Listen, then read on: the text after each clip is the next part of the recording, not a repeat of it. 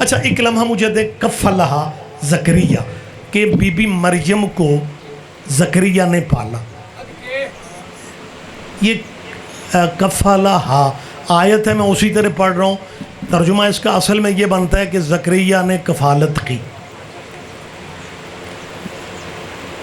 آپ کا بیٹا اگر کسی کا سعودی عرب میں ہوتا تو آپ کو کفیل کی قدر ہوتی،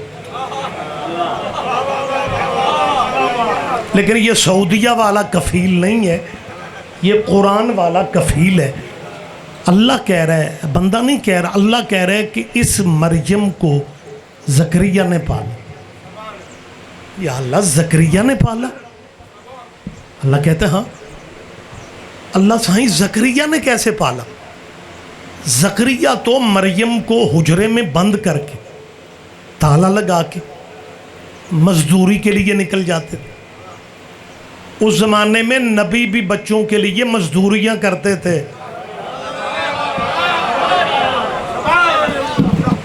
مزدوری کے لیے نکل جایا کرتے تھے، اور جب شام کو محنت مزدوری کر کے واپس آتے تھے نا تو وہ ملحقہ بیت المقدس والا حجرہ اپنے ہاتھوں سے، جسے تالا لگا کے جاتے تھے، اسے اپنے ہاتھوں سے کھولتے تھے. اور جب حضرت زکریا نے پہلے دن کھانا تالا کھولا تو مریم کے سامنے بے موسم پھل بھی پڑے ہوئے تھے، کھانے بھی پڑے ہوئے تھے. دروازہ خود بند کر کے خود آ کے کھولا، اور حضرت زکریا حیران ہو کے کہتے ہیں اے مریم یہ سب کہاں سے آ گیا؟ مریم مطمئن لہجے میں کہتی تھی میرے اللہ کا رزق بڑا وسیع ہے. مسلمانوں کے سارے فرقوں کی ذمہ داری لے کے کہہ رہا ہوں، ان سب کے مفسروں نے تفسیروں میں لکھا کہ بی بی مریم کے کھانے جنت سے آتے تھے. خدا کے لیے رحم کرنا، فقرے پہ دھیان دینا. تشریح کا وقت نہیں ہے، تشریح میں کر بھی نہیں سکوں گا کیونکہ بوجھ ہے، ذاکرین بیٹھے ہوئے ہیں، زیادہ ٹائم نہ لے لوں. خدا فرما رہا ہے زکریا نے پالا. اللہ زکریا نے کیسے پالا؟ کھانے تو تو خود بھیجتا ہے، ناشتے مریم کے تو بھیج رہے، تو پھر کہہ رہے زکریا نے پالا. جب اللہ مریم کے ناشتے بھی تو بھیجتا ہے، کھانے بھی تو خود بھیجتا ہے، پھر یہ کہہ دے کہ مریم کو میں نے پالا ہے. خدا فرماتا ہے نام زکریا کا نکلا تھا. ہر بندے کے کام کو ہم اپنا کام نہیں کہتے. ہائے ہائے ہائے ہائے. اب جی ہر بندے کے کام کو میں اللہ اپنا کام کیسے کہوں گا؟ لیکن ان مولویوں کے سروں پہ قرآن رکھو. 8 سال کا تیرا نبی ہے محمد عربی کی ظاہری حیات طیبہ. سرکار 8 سال کے تھے جب نبی کے دادا حضرت عبد المطلب علیہ السلام دنیا سے جانے لگے. نبی کے دادا عبد المطلب نے محمد کا بازو پکڑ کے اپنے بیٹے ابو طالب کے ہاتھ میں دے کے کہا ابو طالب محمد کی تربیت بھی تو نے کرنی ہے، کفالت بھی تو نے کرنی ہے. 8 سال کے نبی کو چلنے کے طریقے ابو طالب نے سکھائے، تربیت کے طریقے ابو طالب نے سکھائے، کفالت ابو طالب نے کی. لیکن اللہ محمد سے کہہ رہا ہے علم یجدک یتیما فآویٰ. محمد تو یتیم تھا، تجھے ہم نے پالا ہے.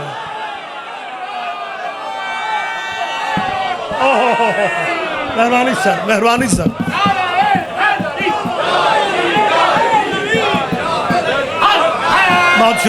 بہت شکریہ. آئیں جی ملک سجاد میرے بھائی بانی مجلس، اللہ انہیں ہمیشہ نظر بد سے محفوظ فرمائے. ان کے رزق بخت میں بڑی جلدی گفتگو مجھے مکمل کرنے، بالکل آخری کلمات سے میں قریب ہوں. مریم کے کھانے ناشتے جنت سے آتے تھے. میری طرف دیکھیں، سلسلہ جاری رہے گا. بیٹھ جائیں روتک بھائی، ذاکرین آتے رہیں گے. عزت دار مدہ خان ہے، آپ بھی سارے عزت دار لوگ ہیں. صرف ایک لمحہ مجھے اجازت دیں گے آپ کہ بی بی مریم کے کھانے جنت سے آتے تھے.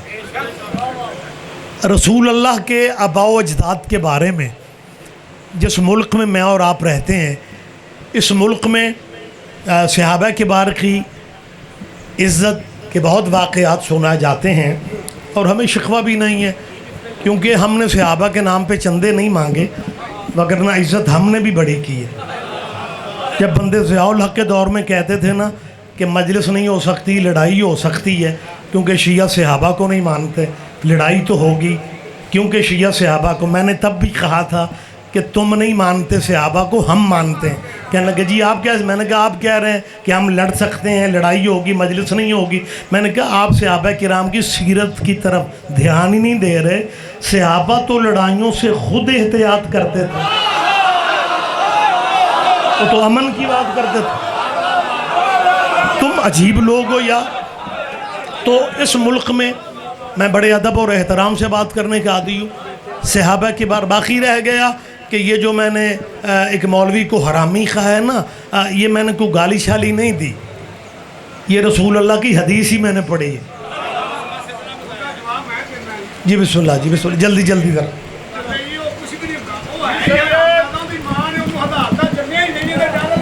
نہیں رسول اللہ کی حدیث ہے جس کی تشریح، لیکن ہوتا ہے کہ جی کیونکہ قرآن مجید میں، میری طرف دیکھیں، قرآن مجید وقت نہیں ہے، وگرنہ بہت سارے پہلو جو ہیں وہ بیان کیے جا سکتے ہیں۔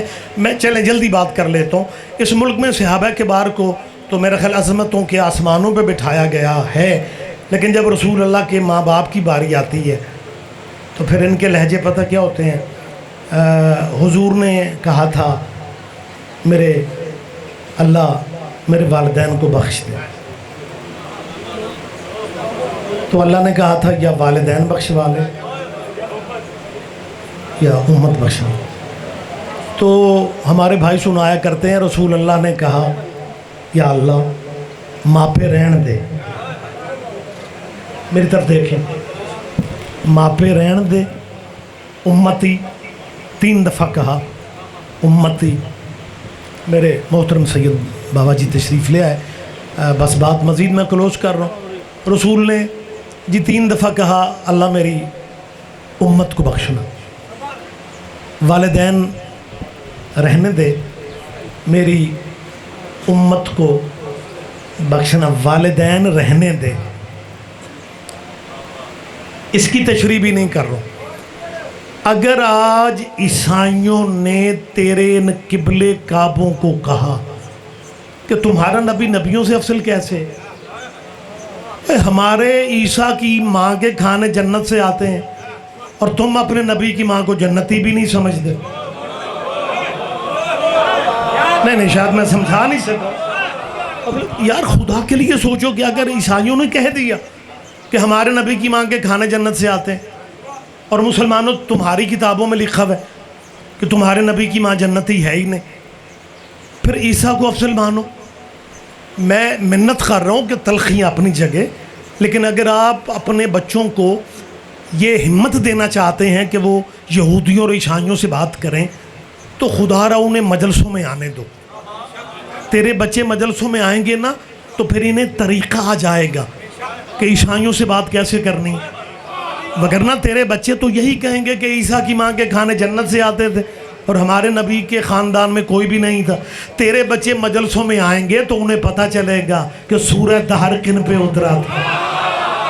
بہت شکریہ، بہت شکریہ، بہت شکریہ۔ تیرے بچوں کو مجلسوں میں پتہ چلے گا کہ سورہ دہر کن، خدا قرآن میں فرما رہا ہے، خدا فرماتا ہے یہ قبیلہ وہ ہے جو اپنی منتوں کو پورا کرتے ہیں۔ یوفون بالنذر، یہ نظر کے لفظ پہلے سورہ آل عمران میں تھے۔ یہ نظر کا لفظ کہ بی بی مریم کی ماں نے منت مانی، سورہ دہر میں ہے۔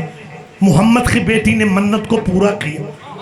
پہلی دفعہ منت کا ذکر سورہ آل عمران میں، پھر منت کا ذکر سورہ دہر میں ہے۔ بندے پھر بھی پوچھتے ہیں، اے شیعہ نو پوچھو منت کتھوں ٹری ہے؟ تمہیں اندازہ نہیں ہو رہا کہ منت کی حیثیت کیا ہے؟ یوفون بالنذر، یہ محمد کا قبیلہ منتوں کو پورا کرتا ہے۔ یہ کس کے بارے میں سورہ دہر اترا؟ محمد کی بیٹی نے، سیدہ نے، راضیہ نے، زکیہ نے، طیبہ نے، طاہرہ نے منت کے روزے رکھے۔ منت کے روزے 3 دن، منت کے روزے، بی بی نے منت کے روزے رکھے۔ پہلی افطاری ہے، دروازے پہ مانگنے والا آ گیا، وَيُطْعِمُونَ الطَّعَامَ عَلَىٰ حُبِّهِ مِسْكِینًا وَیَتِیمًا وَأَسِیرًا۔ آپ کے ذہنوں میں ساری بات ہے۔ پہلی افطاری میں مسکین آ گیا، دوسری میں یتیم آ گیا، تیسری میں اسیر آ گیا۔ تشریح کا وقت نہیں ہے اور اس مجمع میں تشریح کی ضرورت بھی نہیں ہے۔ چلو مسکین بھی سمجھ میں آتا ہے، یتیم بھی سمجھ میں آتا ہے کہ مسکین مانگنے آتے ہیں، یتیم مانگنے آتے ہیں۔ آیت کے لفظ ہیں مسکین و یتیم و اسیرا، اسیر بی بی کے دروازے پہ مانگنے سے آیا. اسیر قیدی کو کہتے ہیں. وہ قیدی قید میں ہوتے ہیں یا گلیوں میں روٹیاں مانگتے ہیں؟ بولے یار آخری آدمی تک رحمت فرمائے. یہ لفظ ہے قرآن مجید کے.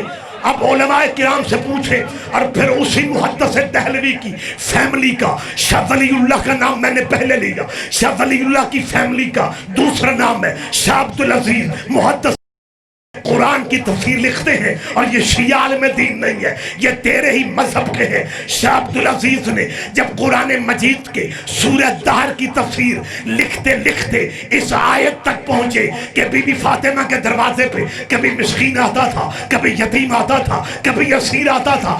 عبدالعزیز محدث دہلوی کے لفظ ہے کہ یہ کوئی مانگنے والے مدینے کے بھکاری نہیں تھے، بلکہ یہ جنت کے فرشتے تھے انسانی شکل میں. محمد کی بیٹی کے دروازے پہ خیرات مانگ مانگ کے مدینے والوں کو بتا رہے تھے کہ فاطمہ سے مانگنا بدعت نہیں ہے.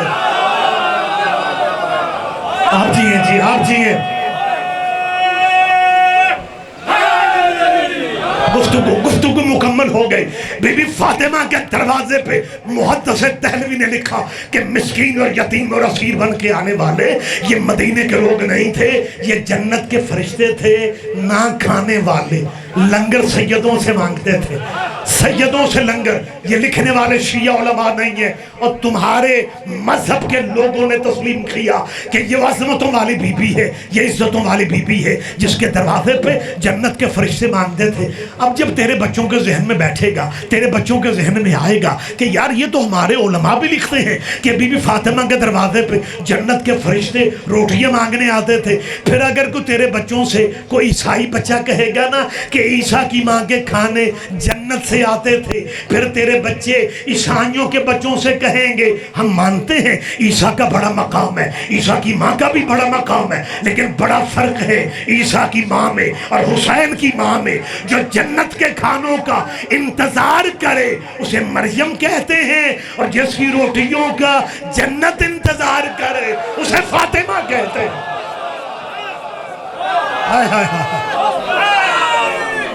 آپ جی خط وقت تمام ہو گیا.